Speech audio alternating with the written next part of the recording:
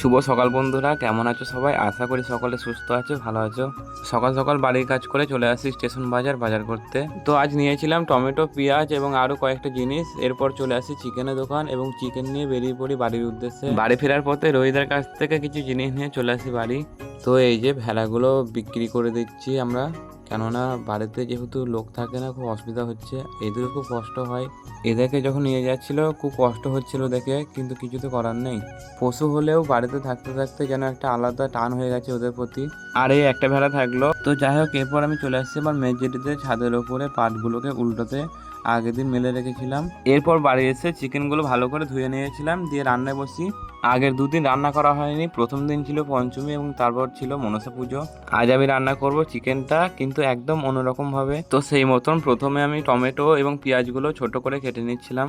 তো এই যে টমেটো এবং পেঁয়াজগুলো ছোট করে কেটে নিয়ে আদা এবং রসুনটাও কেটে নিই।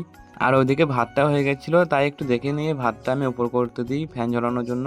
এরপর আমি সিলে মশলাটা বাটতে বসি। আজ মশলাগুলো সব আলাদা করে বাটবো। এই যে আমার মশলা বাটা কমপ্লিট, আজ সব আলাদা করে বেটেছি। শুকনো লঙ্কা, আদা, রসুন, টমেটো সব কিছুই আলাদা আলাদা করে। চিকেনে আমি অনেকদিন পর আজ আলু দেবো। আলুটা প্রথমে ভালো করে ভেজে নিয়েছিলাম লাল করে। আর এই যে আজ ফোড়নে গোটা গরম মশলা দেবো।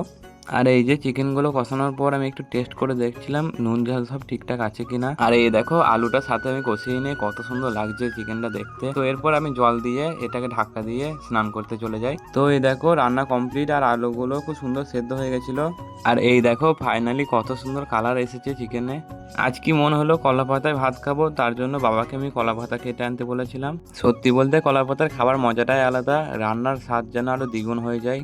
তো এই যে কলা পাতায় ভাত এবং চিকেনগুলো বেড়ে নিচ্ছিলাম। আর এই দেখো কত সুন্দর হয়েছে আজ চিকেন রান্নাটা। আজ আমি একাই খেতে বসলাম, কেননা বাবা এখনো ঘাটে স্নান করতে গেছে। তো ভাবলাম ভাতটা আমি খেয়ে নিই, তারপর বাবাকে আমি ধীরে সুস্থে খেতে দিতে পারবো। তোমরা আমাকে অনেক কমেন্ট করো এবং এসএমএসও করো যে কেন আমি বাড়ির সব কাজ করি, কেনই বা আমি রান্না করি। তো আমি আমার পরের ভিডিওতে তোমাদের সামনে সেই কথা তুলে ধরবো। আজকের মতন এখানেই শেষ করছি, টাটা।